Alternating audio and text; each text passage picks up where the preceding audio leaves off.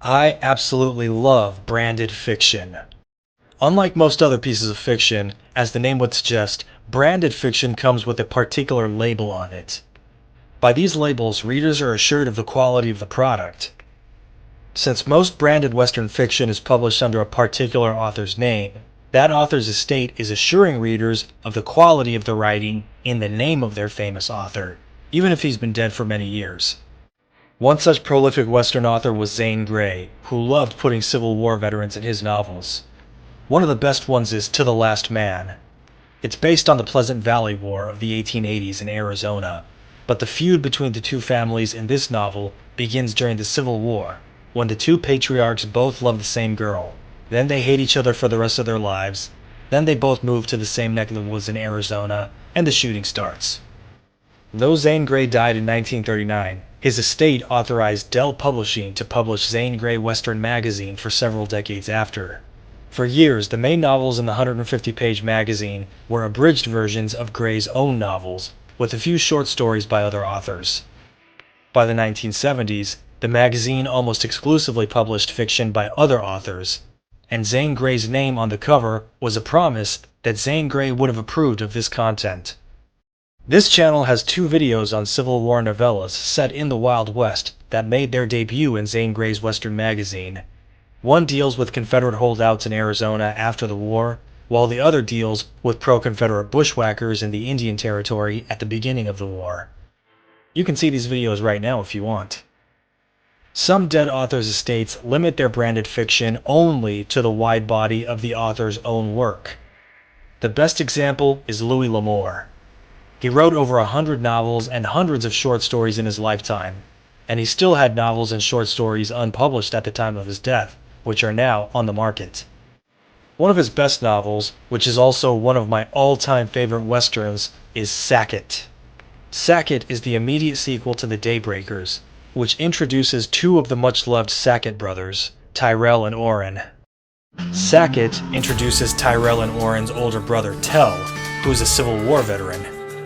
Although the Sacketts of the 19th century hail from Tennessee, Tell Sackett served in the Union Army and even knew General Grant. This book is so good, I just have to give you a taste of its Civil War and Wild West flavors. Enjoy. It wasn't as if he hadn't been warned. He got it straight with no beating around the mesquite. "Mister," I said, "if you ain't any slicker with that pistol than you were with that bottom deal, you'd better not have at it." Trouble was, he wouldn't be content with one mistake. He had to make two. So he had at it, and they buried him out west of town where men were buried who died by the gun. And me, William Tell Sackett, who came to Uvalde a stranger and alone. I found myself a talked-about man.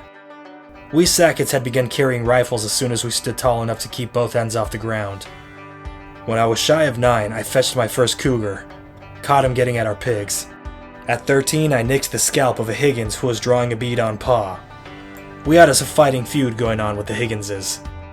Pa used to say a gun was a responsibility, not a toy, and if he ever caught any of us playing fancy with a gun, he'd have our hide off with a bullwhip. None of us ever lost any hide. A gun was supposed to be used for hunting, or when a man had a difficulty, but only a tenderfoot fired a gun unless there was need.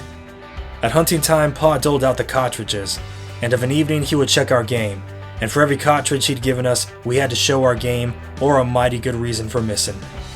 Pa wasn't one to waste a bullet. He had trapped the western lands with Kit Carson and Old Bill Williams, and knew the value of ammunition. General Grant never counted cartridges on me, but he was a man who noticed. One time he stopped close by when I was keeping 3 rebel guns out of action, picking off gunners like a possum picking hazelnuts, and he stood by a-watchin'. "Sackett," he said finally, "how does it happen that a boy from Tennessee is fighting for the Union?" "Well, sir," I said, "my country is a thing to love, and I set store by being an American. My great-grandpa was one of Dearborn's riflemen at the Second Battle of Saratoga, and Grandpa sailed the seas with Decatur and Bainbridge. Grandpa was one of the boatmen who went in under the guns of the Barbary pirates to burn the Philadelphia. My folks built blood into the foundations of this country, and I don't aim to see them torn down for no reason whatsoever. Another rebel was fixing to load that cannon, so I drew a bead on him, and the man who followed him in the chow line could move up one place. 'Come fighting time, General,' I said. There'll always be a Sackett ready to bear arms for his country, although we are peaceful folks unless riled. And that was still true, but when they buried that gambling man out west of Uvalde, it marked me as a bad man. In those days, what they called a bad man was one who was a bad man to have trouble with, and a lot of mighty good men were known as bad men. The name was one I hadn't hankered for, but West Bigelow left me no choice. Fact of the matter was, if it hadn't been me, it would have been somebody else, because Bigelow's bottom deal was nothing like so good as I'd seen on the riverboats. Nonetheless, I'd got a reputation in Uvalde, and this seemed a good time to become a wandering man. Only I was fed up with drifting ever since the war, and wanted a place to light. Outside of town, I fell in with a cow outfit. North from Texas we rode, driving a herd to Montana grass, with never a thought of anything but grief while riding the Bozeman Trail. And that's all for that excerpt. If you want to hear more, that's a good thing. You can go read Sackett or find an audiobook. It's worth it. After the Civil War, the Sackett family ends up settling in New Mexico, and then there are further adventures to the north, south, and west from there. The Daybreakers is the first Sackett novel that Louis L'Amour wrote, but the chronology of the series starts off in Wales in the early 1600s, then moves to the Blue Ridge Mountains in the New World, and eventually ends up in Arizona and even British Columbia in the 1880s. I actually read Sackett first because I got my hands on it first, and then I got a hold of the one that immediately precedes it. The Daybreakers is good, but only Sackett has Civil War action and flashbacks. Sackett is so well written that it reads well as a standalone novel, although you get a better idea of the big picture if you read both. Of the 17 books in the Sackett series, 8 of them have at least one of the 3 most famous Sackett brothers. Thank you for watching the Civil War Wild West Edition. Next week, you'll finally get part 2 of the hard evidence for Black Confederates. In the meantime, check out these other videos on this channel.